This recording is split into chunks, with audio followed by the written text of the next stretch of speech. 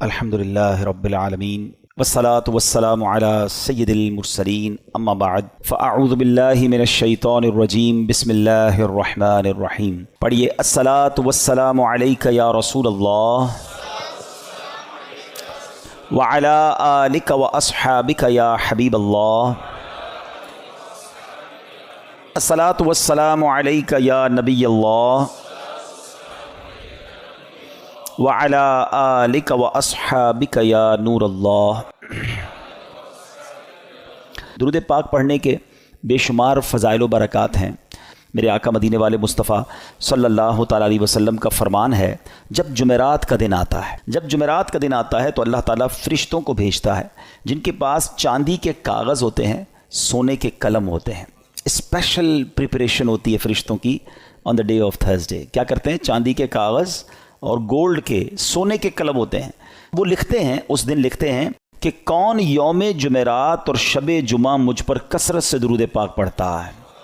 یعنی آج special arrangement ہے خاص درود پاک پڑھنے والوں کے لیے، تو ہمیں جمعرات، پھر جمعرات کی رات، جمعے کا دن کثرت سے درود پاک پڑھنا چاہیے۔ مل کر محبت کے ساتھ درود پاک پڑھ لیں۔ صلو علی الحبیب صلی اللہ تعالی علی محمد صلی اللہ علیہ وآلہ وسلم۔ عاشورہ کا دن یہ کتنا ہسٹوریکل ڈے ہے، کیسے کیسے عظیم واقعات عاشورے کے دن ہوئے، اور پھر وہ واقعہ ہوا جو آج بھی مسلمانوں کو تڑپا دیتا ہے۔ کربلا کے میدان میں بھوکا پیاسا اور ظلم کے ساتھ نواسہ رسول امام حسین اور ان کے پورے قافلے کو جس طرح بے دردی سے شہید کیا گیا، اور جو ظلم کیا گیا وہ آج بھی سنتے ہیں تو دل دہل اٹھتا ہے۔ تو آج ہم کچھ امام حسین رضی اللہ تعالیٰ عنہ کی فضائل پر، اور اس کے بعد ان یزیدیوں کا کیا بنا۔ کربلا کے بعد تو وہ ایک طرح سے ون کر گئے تھے نا، اگر ہم فگرز کی بات کریں تو وہ اسٹریٹجیکلی تو ون کر گئے تھے، مگر پھر ہوا کیا؟ ان کو کیا وہ راس آئی وہ حکومت، اور کیا انہوں نے مزے کیے؟ کیونکہ وہ تو چاہتے تھے کہ امام حسین بھی یزید کی بیعت کر لیں، مگر اس کے بعد کنٹرول کیسا ملا اور ان کا نتیجہ کیا نکلا؟ بہت سارے درس ہیں ہمارے پاس آج کے بیان میں، اور یقیناً یہ دل کو افسردہ کرنے والی باتیں بھی ہیں۔ مگر اس سے پہلے میں کہ آپ کو پیر مہر علی شاہ صاحب، سبحان اللہ، جیسے سیدی اعلیٰ حضرت ہے نا، آئے ہائے، پیر مہر علی شاہ صاحب بھی کمال کی شخصیت ہے۔ اللہ نے کمال کا عشق رسول عطا فرمایا اور کمال کا علم بھی عطا فرمایا۔ مگر آپ کا ایک واقعہ سنیے گا آپ۔ ایک بار ایک پادری آپ کے پاس آیا، عیسائیوں کا پادری تھا، اور وہ کہتا ہے کہ قرآن پاک میں آپ کا دعویٰ یہ ہے کہ تمام چیزوں کا ذکر ہے، ہر بات کی اس کے اندر جو ہے وہ ڈیٹیل موجود ہے، تو امام حسین تو آپ کے نبی کے نواسے ہیں، اور اسلام کی خاطر اتنی بڑی قربانی دی، کربلا کے میدان میں سب کچھ لٹا دیا، لیکن ان کا ذکر تو قرآن مجید میں موجود نہیں ہے۔ پیر مہر علی شاہ صاحب سے وہ کہتے ہیں، پیر مہر علی شاہ صاحب نے اس انگریز کا، اس پادری کا یہ اطمینان کے ساتھ اعتراض سنا، اور آپ نے کہا کہ کیا آپ نے قرآن پورا پڑھا ہے؟ وہ پادری کہتے ہیں ہاں میں نے پورا قرآن پڑھا ہے، اور قرآن میں اپنی جیب میں رکھ کے گھومتا ہوں، جو بکلیٹ تھی قرآن کی وہ ساتھ ہی رکھتا تھا۔ تو آپ نے فرمایا اچھا ایسا کرو کہ قرآن پڑھو میرے سامنے، تم کہتے ہو ذکر نہیں ہے، میں تمہیں بتاتا ہوں کہاں ذکر ہے، قرآن پڑھو۔ کا کہاں سے پڑھوں گا؟ کہیں سے بھی پڑھو، قرآن جدھر سے بھی پڑھنا ہے پڑھو۔ وہ پادری حیران ہو گیا۔ اب قرآن اسٹارٹ کرنے سے پہلے اس نے پڑھی بسم اللہ الرحمن الرحیم۔ پیر مہر علی شاہ صاحب نے کہا بس رک جاؤ، بسم اللہ الرحمن الرحیم پڑھی ہے نا، تو اب غور سے سنو۔ اور آپ نے فرمایا کہ بسم اللہ شریف کے علم العادات کے لحاظ سے 786 اعداد ہیں، آپ بھی جانتے ہوں گے 786 یہ جو ہے نا اعداد بنتے ہیں، یہ ایک پورا علم ہے علم العادات کا۔ تو آپ نے فرمایا کہ نوٹ کرو بسم اللہ الرحمن الرحیم میں 786 عدد ہیں، اور امام حسین جو لفظ امام حسین ہے اس کے عدد ہیں 210، لکھو اپنے پاس۔ امام حسین کا سن پیدائش ہے 4 ہجری، لکھو آگے 4۔ آپ کا سن شہادت 61 ہجری ہے، لکھو آگے 61۔ لفظ کرب و بلا کے جو عدد بنتے ہیں وہ بنتے ہیں 261، لکھو 261۔ امام حسن کے عدد بنتے ہیں 200۔ امام حسن کا شہادت جو سن ہے وہ ہے 50 ہجری۔ اب ان سب کو ٹوٹل کرو، جب اس نے ٹوٹل کیا تو اس کا رزلٹ بھی 786 آتا ہے۔ ہمارے علماء کا علم دیکھو۔ اب اس پادری کے سامنے آپ فرماتے ہیں ابھی تو ایک ہی آیت پڑھی ہے، اس میں امام حسین کا نام بھی موجود ہے، ان کی پیدائش کا سن کا ذکر بھی موجود ہے، امام حسین کی سال شہادت کا ذکر بھی موجود ہے، امام حسین کے بھائی جان امام حسن کا نام بھی موجود ہے۔ اس آیت سے پتہ چل گیا کہ یہ دونوں بھائی بھی ہیں۔ آگے چلو گے تو قرآن میں اور بھی اس طرح کے واقعات مل جائیں گے۔ اللہ اکبر۔ جب پادری نے بسم اللہ الرحمن الرحیم کی تفسیر کا یہ انداز پیر مہر علی شاہ صاحب سے سنا تو اس کا دل نور ایمان سے جگمگایا، وہ کلمہ پڑھ کر مسلمان ہو گیا۔ یہاں پر علم قرآن اور علماء کرام کو اللہ پاک نے کیسا مقام دیا ہوا تھا، یہ بھی ہمیں سیکھنے کو ملتا ہے۔ اور سبحان اللہ، پھر نگاہ ولی میں وہ تاثیر دیکھی، بدلتی ہزاروں کی تقدیر دیکھی۔ اچھا پھر آگے یہاں پر یہ بھی یاد رہے، یہ تو ایک علم العادات کے ذریعے جواب تھا، ورنہ بسم اللہ شریف کے اندر کیا کچھ موجود ہے۔ مولا علی شیر خدا کرم اللہ تعالی وجہ الکریم، آپ پتہ کیا ہے، آپ باب صلی اللہ کہلاتے ہیں۔ ہم نے منقبت میں سنا نا، وہی جن کو باب صلی اللہ کہیں۔ باب صلی اللہ کا مطلب کیا ہے؟ آقا فرماتے ہیں، حدیث پاک کا مضمون ہے، میں علم کا شہر ہوں اور علی اس کا دروازہ ہے، یعنی باب ہے اس شہر کے۔ تو آپ فرماتے ہیں کہ اگر میں چاہوں تو بسم اللہ کی تفسیر سے 70 اونٹ بھر دوں، یعنی اس کا مطلب یہ ہوا کہ اتنے کاغذوں پر اتنی بکس بن جائیں گی تفسیر کی، صرف بسم اللہ شریف کی، کہ 70 اونٹوں پر اس کو رکھا جائے گا، تب جا کر کمپلیٹ ہوگی۔ تو یہ ہے قرآن اور یہ ہے علم القرآن جو ہمارے اسلاف کو معلوم تھا، مگر آج ہم قرآن سے بہت دور ہیں، ہم قرآن پڑھتے نہیں ہیں۔ اچھا یہ تو ایک فی البدی جواب تھا پیر مہر علی شاہ صاحب کا کہ جناب علم العادات سے یہ ذکر کیا، مگر قرآن مجید فرقان حمید میں اہل بیت اطہار کا صراحت کے ساتھ اور سبحان اللہ گویا ان کی شان اور ان کی منقبت قرآن بیان کرتا ہے۔ کتنی خوبصورت ایک آیت ہے قرآن پاک کی، پارہ 22 ہے، سورہ احزاب، آیت نمبر ہے 33۔ اللہ قرآن میں ارشاد فرماتا ہے، انما یرید اللہ لیذھب عنکم الرجس اہل البیت اہل البیت ویطہرکم تطہیرا۔ ترجمہ، اے نبی کے گھر والوں، اللہ تو یہی چاہتا ہے کہ تم سے ہر ناپاکی دور فرما دے اور تمہیں پاک کر کے خوب صاف ستھرا کر دے۔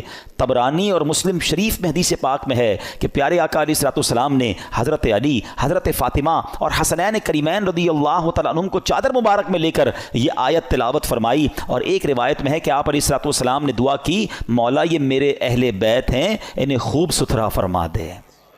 سبحان اللہ۔ اسی آیت کے بارے میں مولانا حسن رضا خان صاحب لکھتے ہیں نا، ان کی پاکی کا خدائے پاک کرتا ہے بیان، ان کی پاکی کا خدائے پاک کرتا ہے بیان، آیا تطہیر سے ظاہر ہے شان اہل بیت، یعنی ان کی شان قرآن بیان کر رہا ہے۔ تو امام حسین کا ذکر بھی ہو گیا نا، امام حسن کا ذکر ہوا، بی بی فاطمہ کا ذکر ہوا، اللہ اکبر۔ اور آگے چلیے ایک اور جگہ سورہ شورى آیت نمبر 23 میں اللہ ارشاد فرماتا ہے، قُل لَا أَسْأَلُكُمْ عَلَيْهِ أَجْرًا إِلَّا الْمَوَدَّةَ فِي الْقُرْبَى۔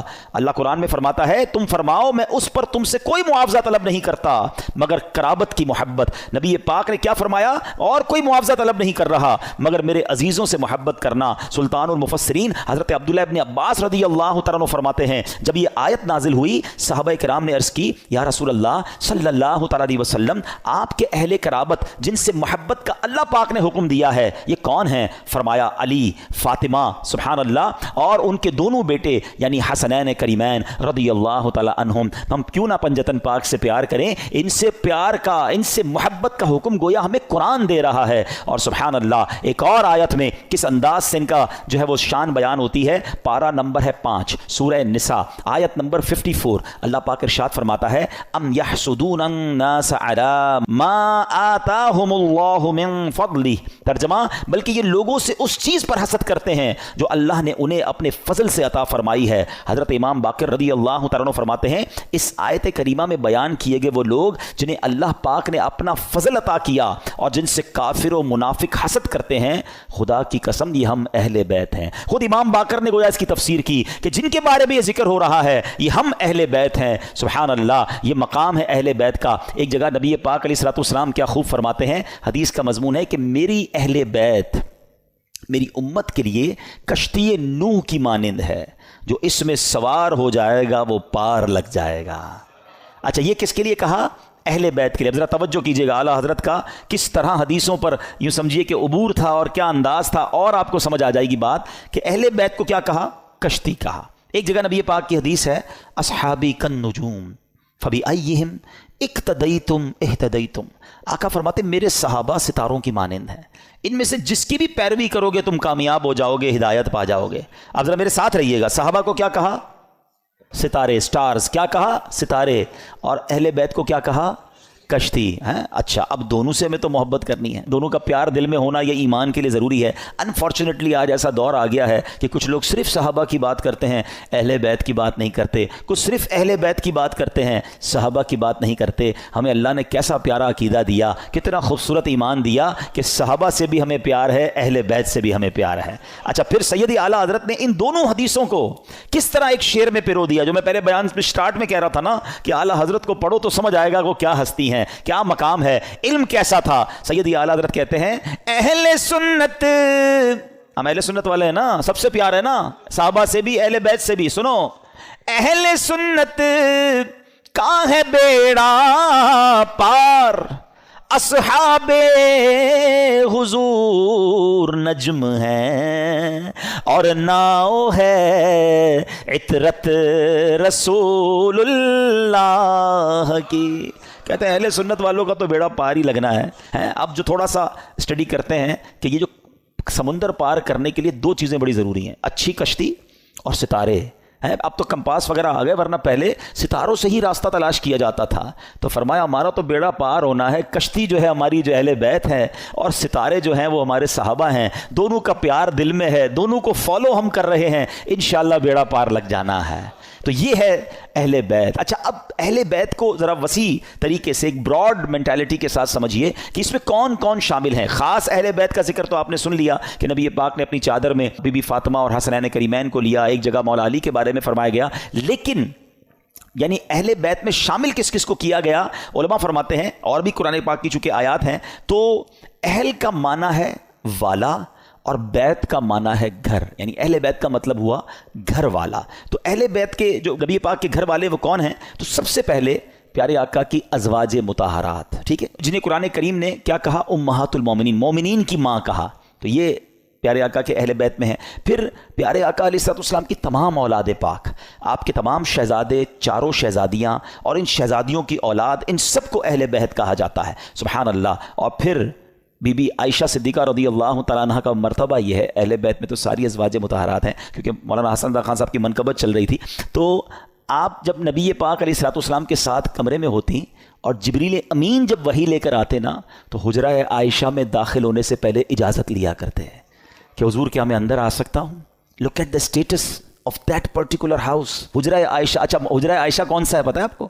آج جو ہم سنہری جالیوں پہ حاضری دیتے ہیں نا, جو نبی پاک آج جہاں جلوہ فرما ہے, یہ وہی گھر تھا, یہ وہی کمرہ تھا, یہ وہی حجرہ عائشہ تھا جو آج روضہ رسول بنا ہوا ہے. مولانا حسن کیا لکھتے ہیں, ان کے گھر میں بے اجازت جبرائیل آتے نہیں, ان کے گھر میں بے اجازت جبرائیل آتے نہیں, قدر والے جانتے ہیں قدر و شان اہل بیت. تو بہرحال اہل بیت کی کیا بات ہے, سبحان اللہ. یہ گھرانہ میرے حضور کا ہے, اور پھر اسی گھرانے کے چشم و چراغ امام حسین رضی اللہ تعالیٰ عنہ نے جو قربانی کی داستان رقم کی, سبحان اللہ, نانا کے دین کے پرچم کو اپنا سر کٹا کر بلند کر دیا. امام حسین ایسی باکرامت شخصیت ہیں کہ آپ کی جو ولادت ہے نا,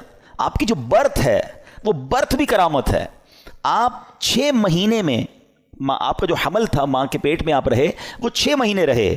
اور یاد رہے کہ پوری دنیا میں سیدنا یحییٰ علیہ السلام اور امام عالی مقام امام حسین کے علاوہ کوئی ایسا بچہ زندہ نہیں رہا جس کی مدت حمل 6 ماہ ہوئی ہو. یعنی آپ فرام دا ڈے 1 آپ کی ولادت ہی کرامت ہے. اور سبحان اللہ, آپ کے رخسار مبارک کا حال یہ تھا, آپ کے چہرے پر نور ایسا تھا کہ آپ کے دونوں رخسار سے ایسا نور نکلتا تھا کہ کمرے اور دیواریں روشن ہو جایا کرتی تھیں. اور کیوں نہ ہو, کس کے نواسے ہیں, کن کے پھول ہیں, آقا کی نگاہوں کے تارے ہیں. اور پھر تو جبھی تو کہتے ہیں, مل کر پڑھ لیں, تیری نسل پاک میں ہے بچہ بچہ نور کا, تیری ہے بچہ بچہ نور کا, تو ہے عین نور تیرا سب گھرانہ نور. سبحان اللہ۔ اب یہ جو امام حسین رضی اللہ تعالیٰ عنہ جب کربلا کے لیے روانہ ہوئے نا تو آپ سے مزید کرامتوں کا ظہور ہوا، اور علماء کہتے ہیں یہ جو کرامتیں تھیں نا بیسیکلی یہ اتمام حجت کے لیے تھیں، مزید ان کو سمجھانے کے لیے تھی کہ دیکھو میں کون ہوں، میرے ساتھ کیسے معاملات ہو رہے ہیں، مجھ پر ظلم نہ کرو۔ مگر ان ظالموں کی آنکھوں پر لالچ کا ایسا پردہ تھا۔ امام حسین فرسٹ آف آل آپ نے مدینے سے کوچ کیا اور اب مکے آیا۔ اب اسی راستے میں سیدنا ابن مطیع رحمۃ اللہ تعالی سے ملاقات ہوئی، انہوں نے عرض کی کہ حضور میرے کنویں کا پانی بہت کم ہے، برائے کرم آپ دعائے برکت سے نواز دیجئے۔ آپ رضی اللہ تعالیٰ عنہ نے اس کنویں کا پانی طلب کیا، اور جب پانی کا ڈول حاضر کیا گیا تو آپ نے اس میں سے پانی کچھ پیا بھی، نوش بھی فرمایا اور کلی بھی کر دی، اور ڈول کو واپس کنویں میں ڈال دیا گیا۔ جب وہ پانی جو ہے وہ کنویں میں گیا، کنویں کا پانی بھی بڑھ گیا اور میٹھا اور لذیذ بھی ہو گیا۔ سبحان اللہ۔ تو یہ امام حسین کی کرامتوں کا سلسلہ رہا۔ اس کے بعد جب آپ بالکل ایگزیکٹلی 10 محرم الحرام کا دن آ گیا، یاد رہے کہ وہ دن جمعہ کا دن تھا، 10 محرم الحرام جب یہ واقعہ ہوا، کربلا کے میدان میں آپ خطبہ ارشاد فرما رہے ہیں، ان کو سمجھا رہے ہیں کہ دیکھو میں کون ہوں، یہ ظلم مت کرو۔ تم کیا جواب دو گے جس کا کلمہ پڑھتے ہو اس نبی علیہ الصلوۃ والسلام کو؟ اس وقت آپ کے جو خیمے تھے جہاں خاندان کے افراد تھے، وہاں خندق میں ایک آگ بھی جل رہی تھی، تو ایک بد زبان یزیدی نے بکواس کرتے ہوئے کہا کہ اے حسین تم نے وہاں کی آگ سے پہلے یہیں آگ لگا دی ہے، یعنی معاذ اللہ وہ یہ کہنا چاہ رہا تھا کہ اے حسین مرنے کے بعد بھی تمہیں جہنم کی آگ میں جانا ہے۔ امام علی مقام نے جب یہ سنا تو آپ نے کہا کہ اے دشمن خدا تو جھوٹا ہے، کیا تو یہ گمان کرتا ہے کہ میں دوزخ کی آگ میں جاؤں گا؟ امام علی مقام کے قافلے کے جانثار نے کہا کہ آپ مجھے اجازت دیں تو میں ابھی اس کا سر قلم کر دوں۔ آپ نے اجازت نہیں دی، آپ نے فرمایا حملے کا آغاز ہماری طرف سے نہیں کرنا، ہو سکتا ہے یہ پرووک کر رہے ہوں، یہ اس لیے ہمیں کہہ رہے ہیں کہ ہماری طرف سے پہل ہو جائے اور یہ کہیں ہم نے تو حملہ نہیں کیا تھا، امام حسین والوں نے پہلے حملہ کیا۔ حالانکہ اس قدر بڑی گستاخی کی تھی، آپ نے اپنے ساتھی کو روک دیا، مگر آپ نے اللہ کی بارگاہ میں دعا کی، دل بڑا دکھا ہوا تھا کہ ایسی بات اس نے کر دی۔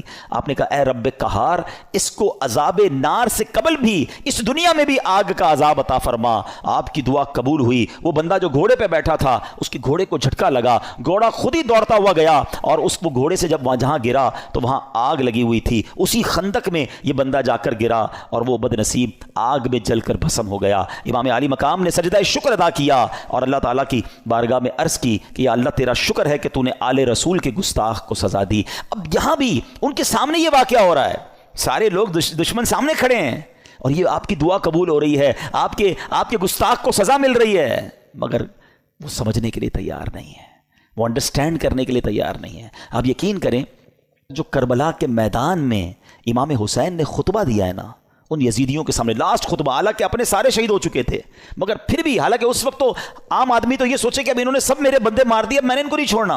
اب آخری وقت بھی سلوک کی بات کرتے رہے، انہیں سمجھانے کی بات کرتے رہے، انہیں یہ بتاتے رہے کہ میں کون ہوں، یاد کرو میرے آقا مجھے کیا کہا کرتے تھے، تم قیامت کے دن اس ظلم کا جواب کیسے دو گے۔ یعنی یہ بھی امت رسول سے پیار ہے کہ یہ اس عذاب میں نہ گرفتار ہو جائیں۔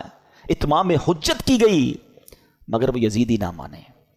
اب ایک بات ذہن میں آتی ہے، اب یہ بڑا اہم کوسچن ہے کہ یزیدی جو بھی تھے تو کلمہ پڑھنے والے، اللہ کو مانتے تھے، اللہ کے نبی کو مانتے تھے، معلوم بھی تھا یہ اللہ کے نبی کے نواسے ہیں، وہ ریزن کیا تھا جو اتنے بڑے ظلم پر یہ ریڈی ہو گئے؟ یہ ریزن پکڑنا بہت ضروری ہے اور یہ ہم سب کو آج سیکھ کر جانا ہے، یعنی کوئی بھی محفوظ نہیں ہے۔ میں آپ کو تھوڑا سا آج کل کے زمانے کا ایک دو انسیڈنٹ بتا دیتا ہوں تاکہ آپ کو اندازہ ہو جائے۔ ہم لوگ سمجھ رہے ہوتے ہیں یار یہ یزیدیوں نے اتنا بڑا کام کر دیا، ہم تو کبھی بھی کوئی ایسی غلط حرکت نہیں کر سکتے۔ کوئی اپنے آپ کو محفوظ نہ سمجھے۔ ہاں، بیسک جو ان کے ریزن تھا نا وہ تھا لالچ، اور وہ لالچ تھی پیسے کی، اقتدار کی۔ جب یہ لالچ طاری ہوتی ہے نا انسان پہ، پہلے تھوڑا سا سمجھیے گا، آپ کو لگتا ہے یار مجھ پہ کچھ بھی ہو جائے میں ایسا ظلم تھوڑی کر سکتا ہوں، کتنا بھی پیسہ مجھے کوئی دے دے میں جان دے دوں گا، کبھی کسی کو قتل نہیں کروں گا، نواسہ رسول تو بہت دور کی بات ہے۔ یہ بولنا اور ہے، لیکن ایک وقت آتا ہے جب انسان کے دل پر شیطان کا قبضہ ہو جاتا ہے۔ آپ پڑھتے ہیں خبریں، 5 سال کے بچے اور 4 سال کی بچی کے ساتھ جو واقعات ہو رہے ہیں، کیا کوئی خوشی سے کرتا ہے یہ کام؟ ذرا سوچئے، جب وہ یہ کام کر جاتا ہوگا اس کے بعد خود اس کو کتنی ندامت ہوتی ہوگی، یہ میں نے کیا کر دیا۔ پھر اسی وجہ سے بچنے کے لیے اس بچی کو قتل بھی کر دیا جاتا ہے۔ یعنی یہ واقعات ہم سنتے ہیں تو ہماری عقل حیران ہو جاتی ہے کہ یہ انسان تھا یا درندہ تھا۔ میں آپ سے یزیدیوں کی تو بات نہیں کر رہا، آپ کے وطن میں رہنے والوں کی بات کر رہا ہوں۔ اس کا مطلب کیا ہوا؟ ایٹ دیٹ ٹائم جب وہ یہ عمل کر رہا تھا اس کا دل شیطان کی مٹھی میں تھا، اس کو ہوس نے اندھا کر دیا تھا۔ تو یہ واقعات مجھے اور آپ کو یہ سوچنے پر مجبور کرتے ہیں کہ کوئی اپنے آپ کو محفوظ نہ سمجھے. یہ ایک